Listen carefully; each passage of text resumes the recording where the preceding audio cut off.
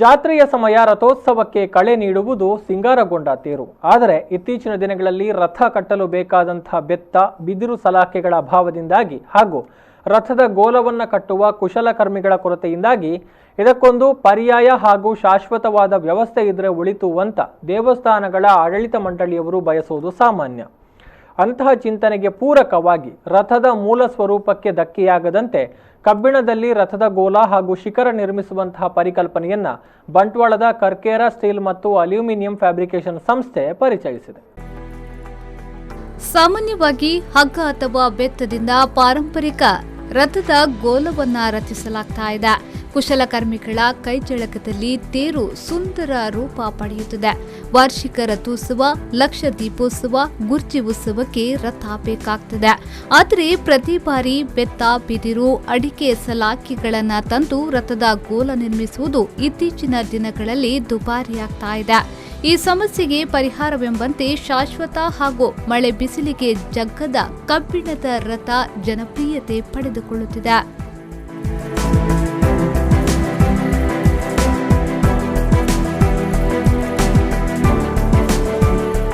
Bantwal ಬೈಪಾಸ್ನ Karkera steel ಸಂಸ್ಥೆಯ ಮಾಲಕ ಯತೀಶ್ ಕರ್ಕೇರ ಕಬ್ಬಿಣ ರಥದ ನಿರ್ಮಾತೃ.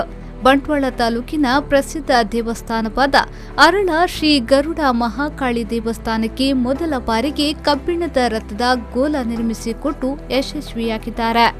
ಇದೀಗ ಬೇಡಿಕೆಯ ಹಿನ್ನೆಲೆಯಲ್ಲಿ ಹೊಯ್ಸಳರ ಕಾಲದ ಪುರಾತನ ದೇವಸ್ಥಾನ ಬೇಳೂರಿನ ಕೆರೆ ಸಂತೆಯ ಶ್ರೀ ಮಹಾಲಕ್ಷ್ಮಿ ದೇವಸ್ಥಾನಕ್ಕೆ ಇನ್ನೊಂದು ರಥ ನಿರ್ಮಾಣಗೊಳ್ಳುತ್ತಿದೆ.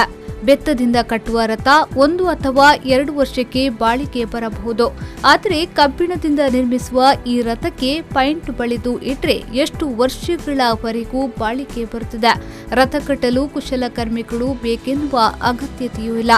ಯಾವ ದಿಕ್ಕಿನಿಂದ ನಿಂತು ನೋಡಿದ್ರೂ ಏಕರೂಪದಲ್ಲಿ ಕಾಣುವ ರಥವನ್ನ ರಥೋತ್ಸವ ಮುಗಿದ ಬಳಿಕ ಸುಲಭವಾಗಿ ಬಿಚ್ಚಿಡಲು ಅವಕಾಶವಿರುವುದರಿಂದ ಬಿಡಿಬಿಡಿಯಾಗಿ ಪ್ರತ್ಯೇಕಿಸಬಹುದಾಗಿದೆ.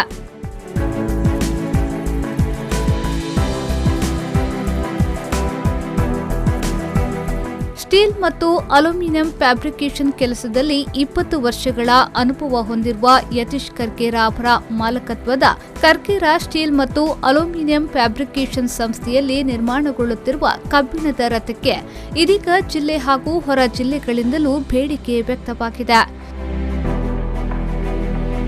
ಸಂದೀಪ್ ಸಾಲ್ಯಾನ್, ವಿ4 ನ್ಯೂಸ್ 24/7 ಬಂಟ್ವಾಳ.